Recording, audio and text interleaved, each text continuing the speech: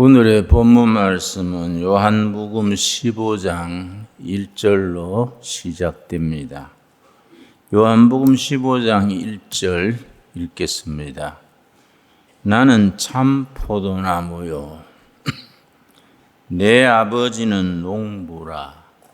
농부 대신 하나님.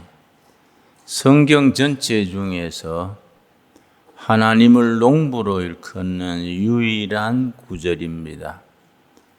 나는 포도나무요 내 아버지는 농부라.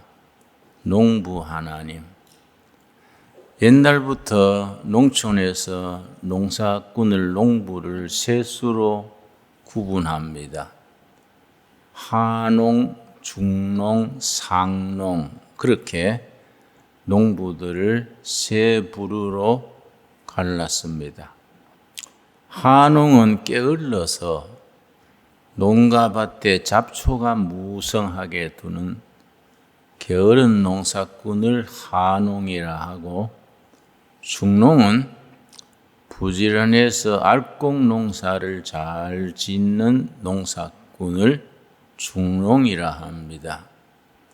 잡초 제거를 잘하고 알뜰히 가꾸어서 알곡 농사를 잘 지을 때 중농이라 하고, 상농은 농사철 오기 전에 흙을 먼저 잘 가꾸는 농사꾼을 상농이라 합니다. 농사 지은 분들은 잘 아시겠습니다마는 농사일이 흙을 비호하게 가꾸어 놓으면 그 다음에 농사는 저절로 됩니다. 비옥한 농토에서는 병충해도 적고 아주 수확을 많이 거두게 됩니다. 농토를 잘 가꾸는 데는 퇴비를 많이 넣고 땅을 비옥하게 만드는 지렁이나 미생물이 번성을 해서 비옥한 땅을 가꾸는 농사꾼입니다. 땅의 비옥 지수를 전문 용어로 휴머스 지수라 그럽니다. 휴먼 빙 할 때 그 휴머스입니다. 휴머스 지수가 가장 비옥한 상태, 에덴 동산에서의 토양의 상태를 20으로 잡습니다. 휴머스 지수가 10에서 20 사이가 되면 농약이 필요 없고 그냥 잘 자랍니다. 과일은 풍성히 열리고 농토가 아주 비옥하기 때문에 수확을 많이 거둘 수 있습니다. 그 나라마다 농토의 비옥 지수, 휴머스 지수가 나와 있습니다. 미국은 평균적으로 휴머스 지수가 8입니다. 일본의 경우는 5입니다. 한국은 3, 중국은 2입니다. 북한은 지수가 나와 있지를 않습니다. 아예 해방 이후 70년 동안 토지를 국유화하고 집단 농장으로 만들면서 네 땅도 내 땅도 아니기 때문에 아무도 퇴비를 안 넣고 자꾸 수확만 하다 보니까 토양이 비옥한 지수가 바닥으로 떨어져서 아주 수확이 형편없습니다. 예를 들어서 미국의 휴머스 지수가 8, 일본이 5, 한국이 3이라 말씀드렸는데 한 평에 딸기 농사를 지으면은 미국은 20kg를 수확합니다. 일본은 18kg를 수확합니다. 한국은 10kg입니다. 중국은 7kg 이하로 내려갑니다. 땅이 비옥하게 하는 것이 농사꾼의 역할입니다. 우리 하나님을 농부 하나님이라. 우리 삶이 윤택하게 마치 휴머스 지수가 풍성한 땅처럼 우리 삶의 토양을 비옥하게 행복하게 가꾸어 주시는 것이 하나님의 사랑입니다. 나는 참 포도나무요, 내 아버지는 농부시다. 우리는 포도나무 대신 예수님의 붙은 가지입니다. 가지가 해야 될 일 두 가지입니다. 열매 맺는 것. 열매 맺으려면 깨끗해야 됩니다. 깨끗하지 못한 나무 가지는 잘라서 던져버립니다. 열매 맺는 삶이 우리들의 사명이고 우리들의 책임입니다.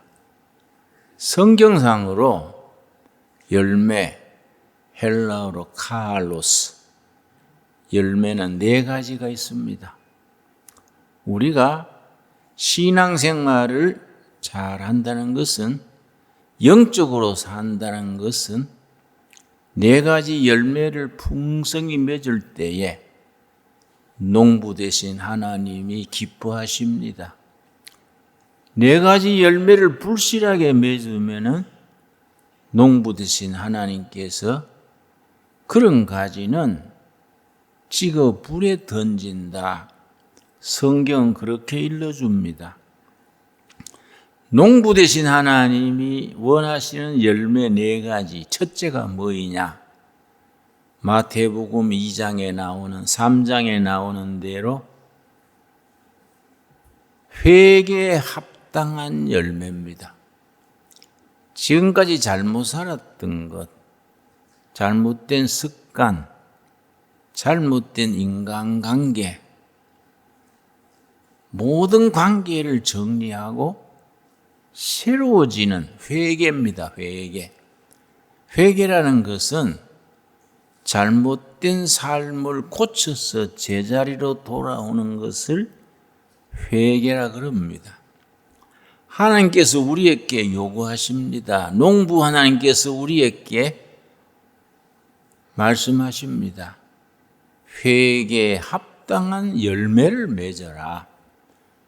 너희 삶이 변화되는 증거를 보여라. 회개에 합당한 열매를 맺지 못하는 나무마다 그 뿌리에 도끼가 놓여 있다. 회개에 합당한 열매. 첫 번째입니다. 이제 2021년도 1월이 지나고 2월을 지금 우리 첫 줄 맞습니다. 2021년에 우리가 시작할 때부터 회개에 합당한 열매 맺는 일에 깊은 묵상과 성찰과 반성 있게 되기 바랍니다. 두 번째 열매가 중요합니다. 회개에 합당한 열매를 맺고 난 뒤에 두 번째, 성령의 열매입니다. 그럼 성령의 열매를 구체적으로 뭘 성령의 열매를 말하느냐? 갈라디아서 5장 22절 23절이 회개에 합당한 우리 성령의 열매입니다. 갈라디아서 5장 22절 우리 다 같이 찾겠습니다. 9가지 열매가 나옵니다. 성령의 열매 9가지가 갈라디아서 5장 22절 23절에 나옵니다. 갈라디아서 5장을 열매장이라 그럽니다. 갈라디아서 5장에는 두 가지 열매가 있습니다. 육체의 열매와 성령의 열매가 있습니다. 먼저 육체의 열매, 분쟁과 시기와 다툼과 술 취함과 여러 가지 육체의 열매가 나온 뒤에 5장 22절에서 성령의 열매 9가지가 나옵니다. 22절 오직 성령의 열매는 성령의 카알로스 열매는 사랑과 희락과 화평과 오래 참음과 자비와 양선과 충성과 온유와 절제니 이 같은 것을 금지할 법이 없느니라. 성령의 열매 9가지 내용을 잘 이해해야 됩니다. 성령의 열매 9가지는 다른 거 아닙니다. 예수님의 성품을 담는 속사람의 성품이 예수님의 인격과 삶을 닮아가는 것을 성령의 열매라고 말합니다. 우리 인격, 성품, 속사람이 예수님의 인격, 예수님의 성품을 닮아가는 데에 9가지 열매가 나옵니다. 첫째, 사랑의 열매입니다. 사랑은 우리가 사랑에 대해서 오해하는 게 있습니다. 무슨 오해냐? 사랑은 그냥 대해지는 게 아닙니다. 사랑할 수 있는 인격, 사람 됨됨이 훈련을 받아야 됩니다. 사랑은 훈련해야 됩니다. 그래서 교회가 해야 될 일 중에, 목회자가 해야 될 일 중에 중요한 것이 사랑할 수 있는 교인들의 성품이 되도록 사랑을 훈련시키는 겁니다. 사랑이 할 수 있도록 훈련된 교인을 제자라고 부릅니다. 그래서 첫째, 사랑은 훈련해야 한다. 둘째, 사랑은 받는 것이 아니라 주는 것이다. 자꾸 받으려는 데서 문제가 생깁니다. 부부 사이에서도 왜 당신 나한테 관심 안 가져주냐? 자식들도 부모한테 왜 형하고 나하고 차별하냐? 왜 나는 사랑을 많이 안 주냐? 자꾸 받으려는 데서 문제가 생깁니다. 본질적으로 사랑은 주는 겁니다. 베푸는 것이 사랑입니다. 열심히 주는 만큼 되돌아옵니다. 사랑과 희락은 기쁨입니다. 기쁨. 사랑과 기쁨. 은혜 받으면 기쁘고 예수님의 성품을 닮아가면은 기쁨이 임하게 돼 있습니다. 여러분, 2021년에는 다른 건 못 맺어도 기쁨의 열매를 맺을 수 있게 되기를 바랍니다. 사는 것이 기쁘고 신바람 나기를 바랍니다. 화평은 관계입니다. 관계. relationship, 관계를 화평이라 그럽니다. 헬라말, 히브리 말로 살롬입니다. 살롬. 바른 관계를 말합니다. 하나님과 나와의 관계, 이웃과의 관계, 올바른 관계, 상대방을 존중해 주는 관계입니다. 이게 살롬, 화평입니다. 그 다음 오래 참음입니다. 오래 참음. 인내하고 약간 의미가, 뉘앙스가 다릅니다. 오래 참음은 영어로 표현할 때는 long suffering, 고난, 시련, 고통을 길게 참는 마음. 인생은 고속도로를 달리는 게 아닙니다. 비포장도로, 장애물 경지를 달리는 것과 같습니다. 그 속에 시련이 있고 어려움이 있고 장애물이 있습니다. 그걸 참고 견뎌나가는 그 과정이 오래 참음입니다.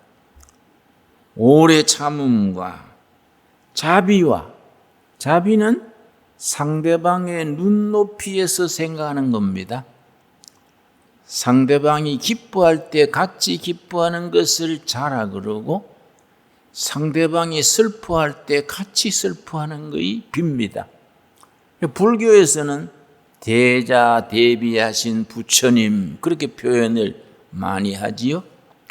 대자는 상대방이 기뻐할 때 같이 기뻐하는 것이 대자고, 대비는 슬퍼하고 아파할 때 같이 아파하는 것이 대비입니다. 요즘은 하나님을 표현할 때도 대자 대비하신 하나님 그 용어를 쓰게 됩니다. 이게 자비입니다. 상대방의 눈높이에서 생각하고 같이 괴로워하고 같이 기뻐하는 것이 자비입니다. 양선, 선한 일을 같이 북돋아 주는 겁니다. 상대방의 허물은 덮어주고 잘하는 점이 있으면 막 박수를 쳐줍니다. 양선입니다. 칭찬은 무슨 그런 말이 있지요? 칭찬은 코끼리도 춤추게 한다든가 고래도 춤추게 한다든가. 이 상선, 양선. 상대방의 장점을 자꾸 북돋아 주는 게 양선입니다. 그런데 우리는 교회 다니면서도 한 가지 성격적으로 결함이 있습니다. 누구를 꼬집어서 험담하기를 좋아합니다. 인간성에 그런 게 들어있는 것 같아요. 그래서 옛날에는 사촌이 논을 사면 배 아프다 그랬지요. 요새는 말이 다릅니다. 상대방이 사촌이 차 사면은 교통 순경되고 싶다 그런다 합니다. 교통 위반 딱지 떼려고. 응? 사람이 다른 사람을 자꾸 나쁘게 말하려는 습관이 있습니다. 이거 우리 극복해야 됩니다. 이 언어의 습관 자체를 고쳐야 됩니다. 자꾸 교회에도 아무개 권사는 옛날 교회에서 쫓겨났대. 아무개 장로는 전에 교회에서 돈 떼먹었대. 자꾸 이런 얘기를 근거 없는 말을 자꾸 퍼뜨리기를 좋아합니다. 그런 공동체는 병든 공동체입니다. 상대방의 허물은 덮어주고 좋은 점을 자꾸 박수 쳐주는 게 양선입니다. 가정에서도 그렇고 마을에서도 그렇고 교회는 더 말할 나위 없습니다. 우리 둘의 가족들은 선한 일을 자꾸 북돋아 줄 수 있게 되기 바랍니다. 그 다음에 뭡니까? 충성입니다. 충성. 여러분, 충성에 대해서 교인들은 오해합니다. 목사님 말 잘 듣는 걸 충성으로 알면 오해입니다. 목사님도 잘못할 때가 있으면 목사님 그게 아니지 않습니까? 목사님 착각하셨네요. 예수님 중심으로 사는 게 충성입니다. 예수님의 뜻을 따라서 판단하고 그렇게 행동하는 것이 충성입니다. 우리 삶의 가운데에 예수님을 모실 때, 그래서 충자가 가운데 중에 마음심이지요. 우리 마음 중심에 예수님을 모시는 것이 충성입니다. 충성과 온유입니다. 온유. 온유는 부드러운 겁니다. 부드러운 마음. 옛날 도산 안창호 선생이 일제시대에 그 암울했던 시대에 늘 입버릇처럼 말했는 말이 있습니다. 훈훈한 마음에 빙글에 웃는 얼굴. 그 일본 경찰한테 고문받으면서도 훈훈한 마음으로 늘 웃는 모습으로 대하니까 일본 경찰이 감동을 했다 그럽니다. 고문하는 경찰이 나중에는 선생님 존경합니다 하고 격려해 줬다는 말이 있습니다. 온유입니다. 온유. 어떠한 처지에도 훈훈한 마음, 부드러움을 지켜나갈 수 있게 되기를 바랍니다. 온유한 마음의 대표가 예수님입니다. 간음하다가 현장에서 잡혀서 끌려온 여인에게 예수님이 뭐라고 하셨습니까? 죄 없는 자 돌로 쳐라. 사람들이 다 흩어진 뒤에 그 여인을 보고 예수님이 뭐라 그랬습니까? 자매님, 가서 새 출발하십시오. 다시는 그런 시험에 들지 마십시오. 그때 나는 예수님의 눈빛을 생각해 봅니다. 얼마나 부드럽고 얼마나 인자한 눈빛으로 말씀했을까.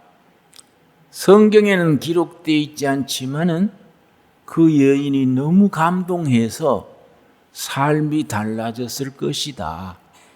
저는 그렇게 생각을 해봅니다. 온유입니다, 온유. 여러분, 2021년에 성령의 열매 맺으면서 온유한 성품 꼭 실천해 갈 수 있게 되기 바랍니다. 마지막이 뭡니까? 절제입니다, 절제. 그래서 성령의 열매 9가지 중에 마지막이 절제에 나오는 것이 의미가 있다. 이거는 9층 건물과 같습니다. 성령의 열매는 9층짜리 건물입니다. 9층 건물의 기초가 뭐입니까? 기초? 예수님의 성품입니다. 예수님.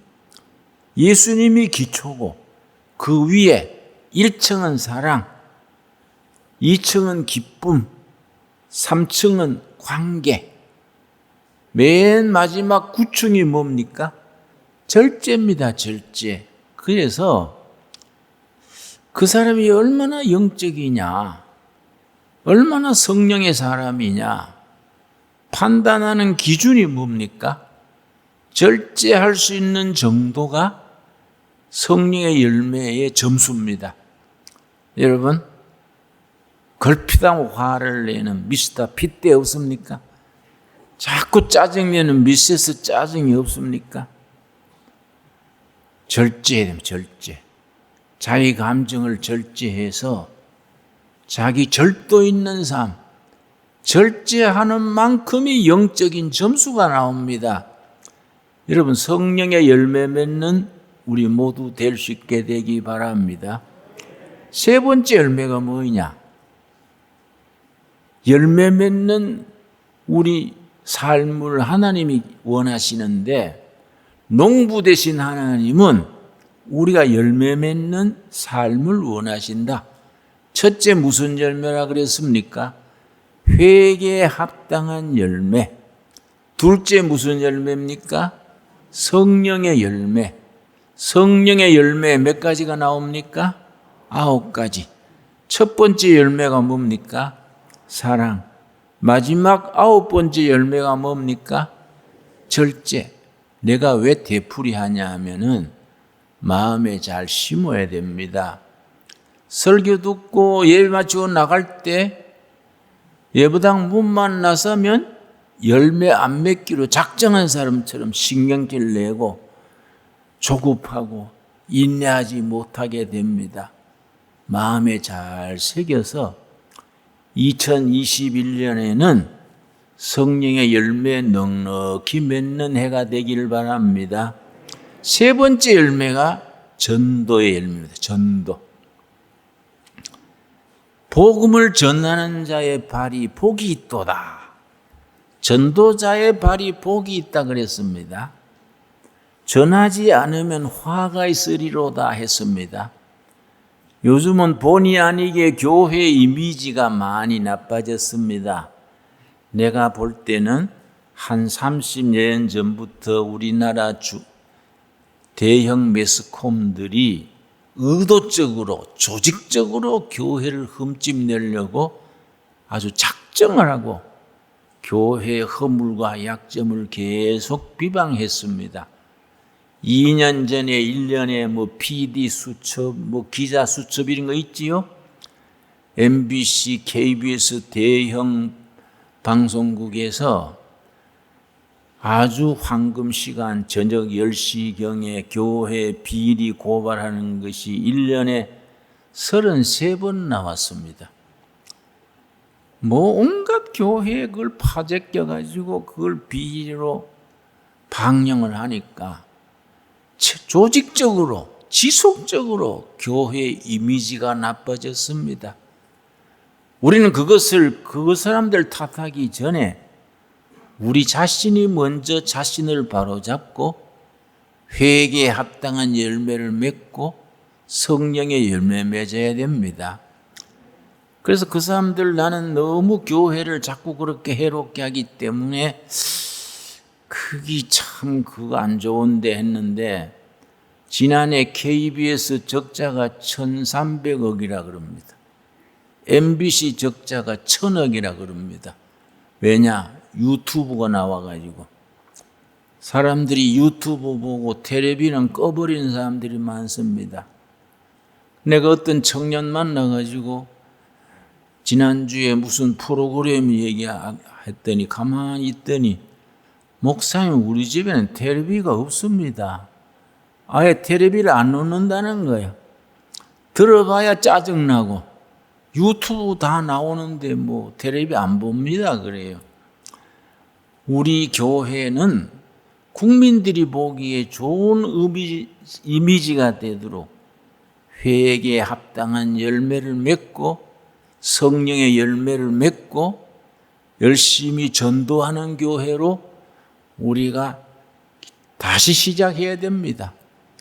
네 번째 열매가 봉사의 열매입니다. 섬김의 열매입니다. 갈라디아서 5장 6절 한번 보겠습니다. 갈라디아서 5장 6절 말씀. 그리스도 예수 안에서는 할례나 무할례나 효력이 없으되 사랑으로서 역사하는 믿음뿐이니라. 사랑으로 봉사하는 믿음, 섬기는 믿음이 효과가 있는 믿음입니다. 봉사하지 않는 믿음은 그냥 열매 없는 믿음입니다.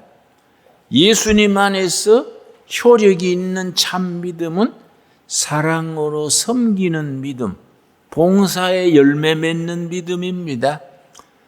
우리 성도님들은 열심히 봉사하는 걸로 참 감사합니다.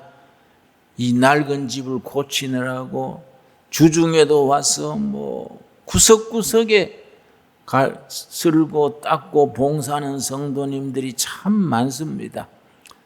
또 교회당 건물 봉사뿐 아닙니다. 지역사회에서, 직장에서 섬기는 사람으로 우리는 살아갑니다.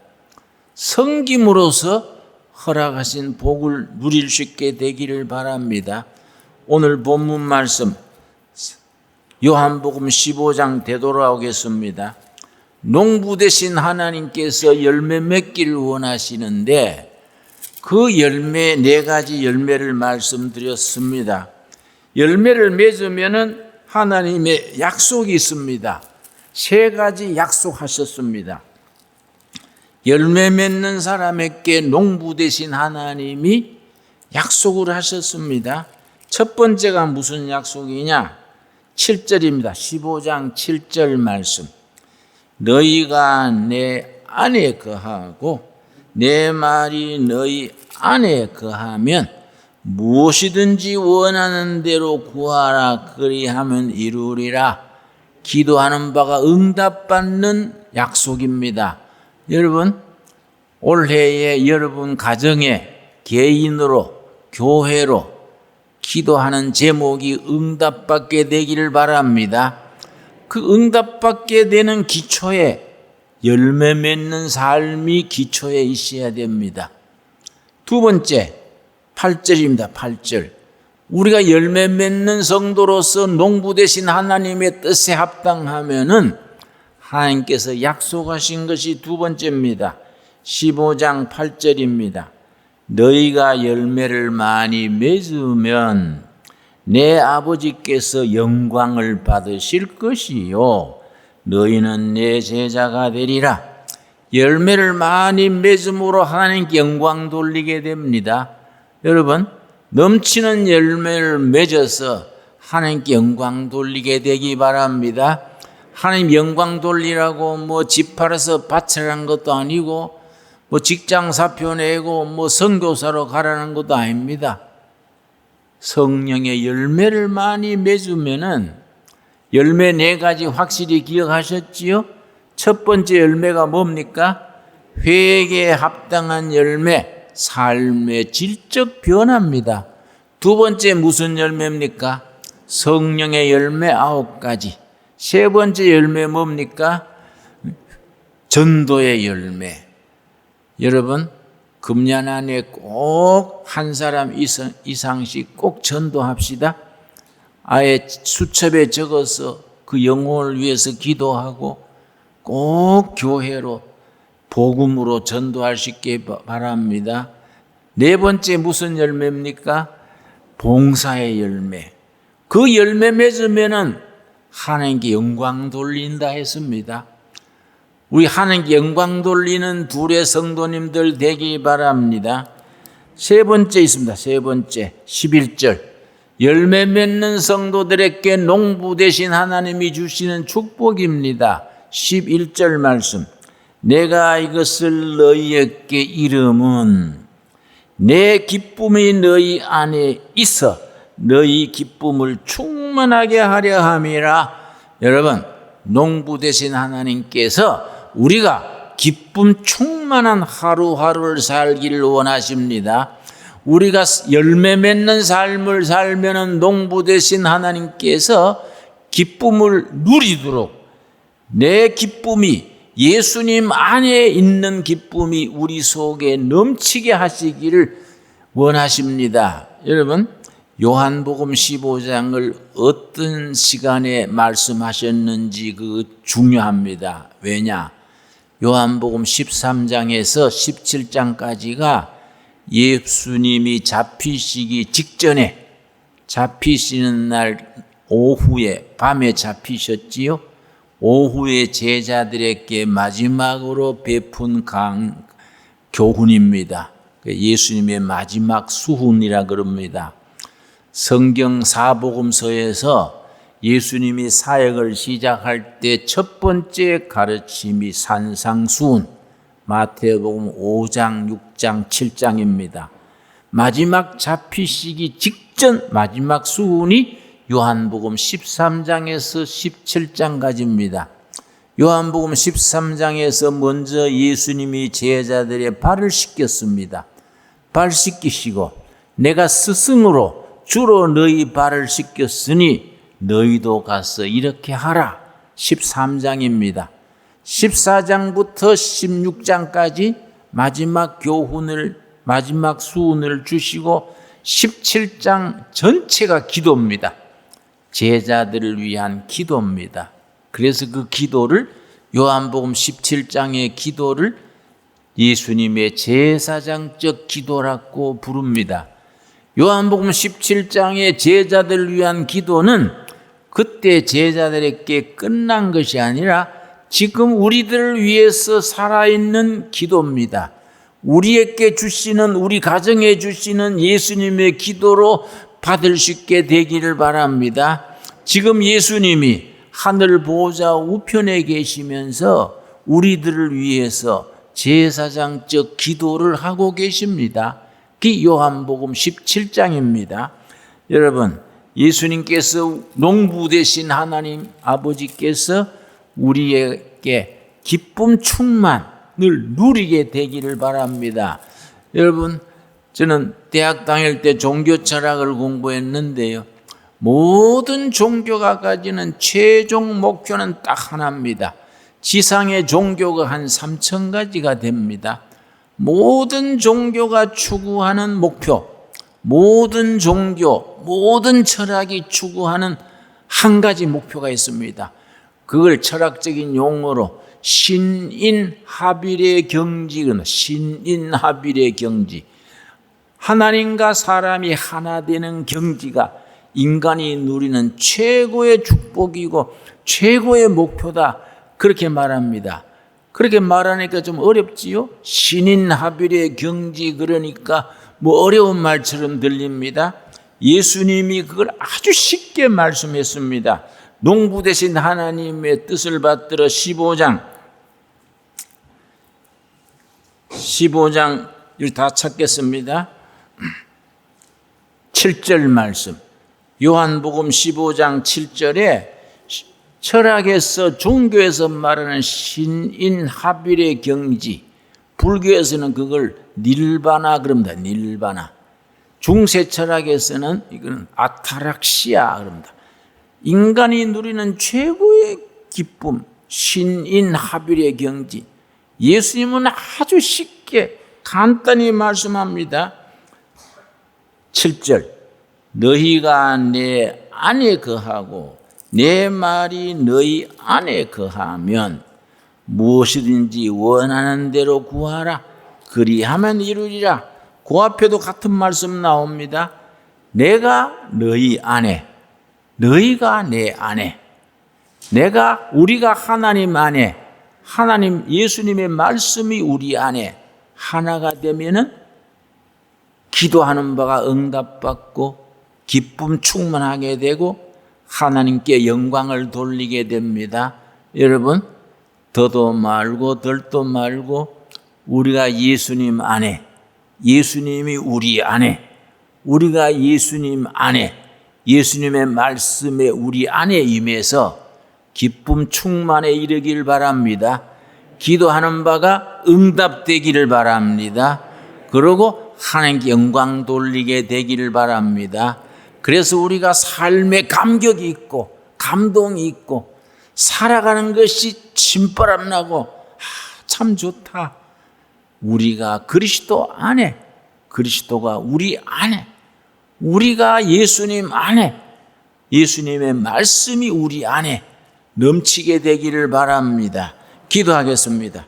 하나님 은혜를 감사드립니다. 때를 따라 농부 되신 하나님께서 우리의 삶이 풍성하게 가꾸어 주시고 열매 맺게 하셔서 감사드립니다. 회개에 합당한 열매를 맺게 하여 주시옵소서. 성령의 열매를 맺어서 예수님의 성품을 지닐 수 있게 하여 주시옵시며 열심히 전도하는 전도의 열매를 맺게 하옵시고 우리가 섬김의 열매를 통하여 기쁨 충만에 이르게 하여 주시옵시고 하나님의 영광 돌리게 하여 주시옵시며 우리 기도하는 바가 다 응답되게 하여 주시옵소서. 예수님 이름 받들어 기도드려 사옵나이다. 아멘.